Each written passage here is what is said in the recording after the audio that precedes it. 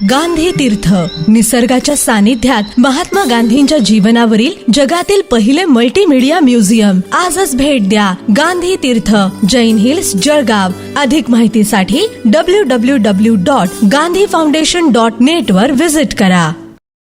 नमस्कार, आपण पाहत आहात अदालत टाइम्स न्यूज.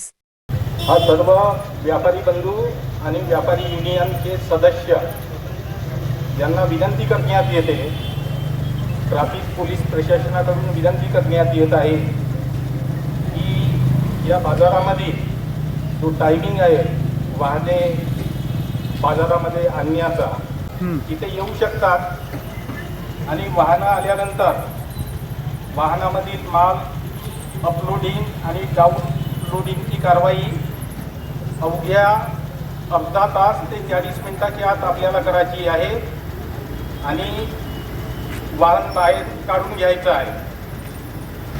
त्याचप्रमाणे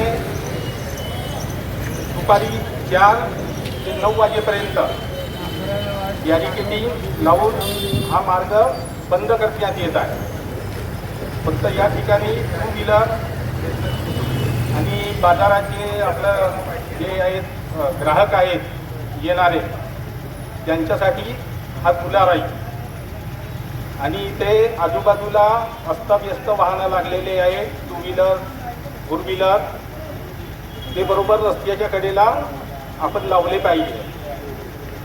दुसरी गोष्ट, सायंकाळी म्हणजे रात्री 9 ते सकाळी 6 वाजेपर्यंत हा पूर्ण व्यापाऱ्यासाठी खुला राहणार आहे. तर विनंती करण्यात येते की दररोज तुम्ही रात्री जरी अपलोडिंग डाउनलोडिंग जरी केले तर ते बरं राहील, की जेणेकरून शिस्त लागेल.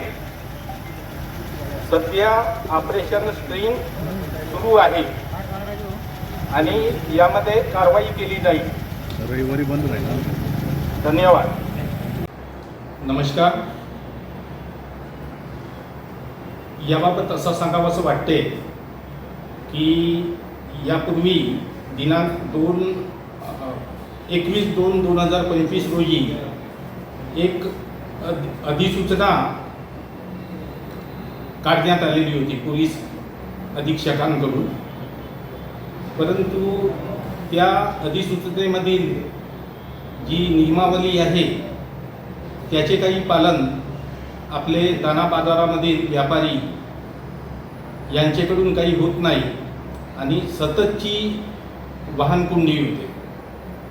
त्यांना वारंवार विनंती करून सुद्धा ते काही ऐकून घेत नाही आणि याचा नाहक त्रास ग्राहकांना होतो.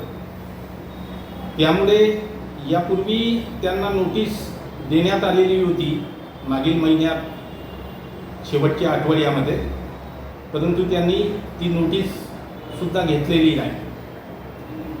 मीटिंगला बोलावण्यासाठी त्यांना पाचारण केलेले होते, परंतु ते मीटिंगला सुद्धा येण्यास तयार नाही. त्यामुळे ही कारवाई आजपासून माननीय पोलीस अधीक्षक साहेब, माननीय अप्पर पोलीस अधीक्षक साहेब आणि माननीय उपविभागीय पोलीस अधिकारी जळगाव शहर यांच्या मार्गदर्शनाखाली आम्ही करीत आहोत. या अधिसूचनेनुसार जळगाव शहरातील आकाशवाणी चौक ते रेल्वे स्टेशन पावेतो जाणारे सर्व रस्ते व रेल्वे स्टेशन टावर चौक, नेरी नाका चौक, अजिंठा चौक तसेच नेरी नाका ते स्वातंत्र्य चौक पावेतो जाणारे रस्त्यावर जाण्यास व येण्यास सर्व प्रकारच्या खाजगी लक्झरी बसेस व अवजड वाहनांना सदर मार्गावर प्रवेश बंदी करण्यात येत आहे.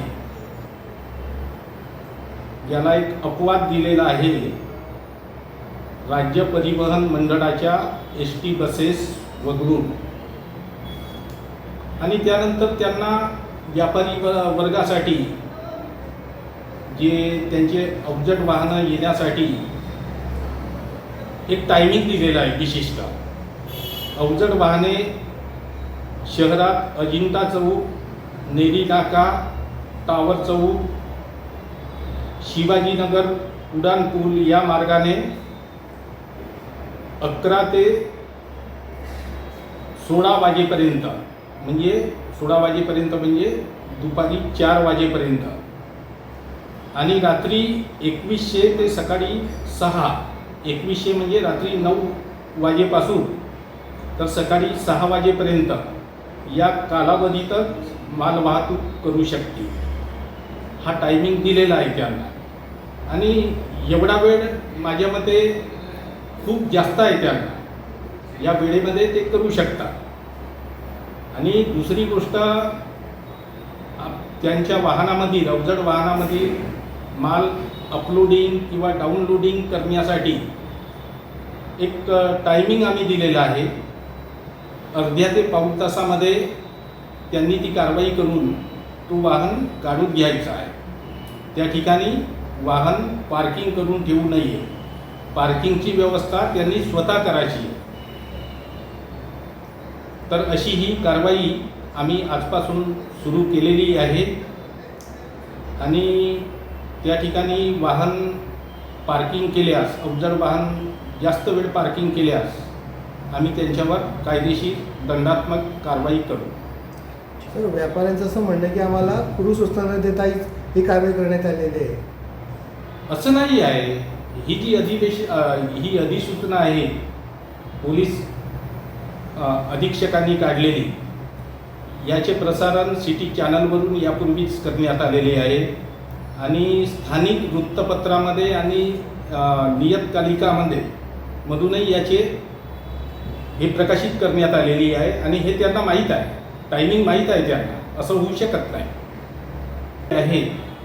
हे जनतेच्या सोयीसाठी करण्यात आलेली आहे. ही अधिसूचना जनतेच्या सोयीसाठी काढलेली आहे आणि त्यांचाही व्यापार सुरळीत सुरू असावा म्हणून त्यांना या अधिसूचनेनुसार टायमिंग दिलेला आहे. त्या टायमातच यांनी केलेला पाहिजे ती कारवाई जी आहे अपलोडिंग आणि डाउनलोडिंगची. आता त्यांचं असं म्हणणं आहे की सकाळचा टायमिंग वाढवावा, असं तर होणार नाही ना.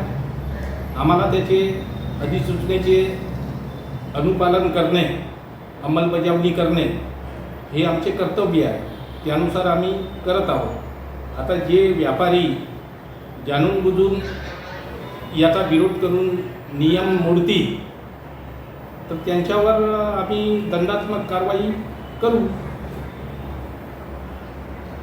विरोध करणे किंवा न करणे तो शेवटी त्यांचा भाग आहे. पण ही जी अधिसूचना आहे ही एखादा ग्राहकांचे जीविताचे संरक्षण, अपघात मोठ्या प्रमाणात होतात, अपघात होऊ नये म्हणून आणि त्यांना सुरक्षा मिळावी ग्राहकांना यासाठी काढलेली आहे. याचा काहीतरी गैरसमज करून घेऊन ते व्यापारी विरोध करत आहेत असं मला म्हणायचं आहे.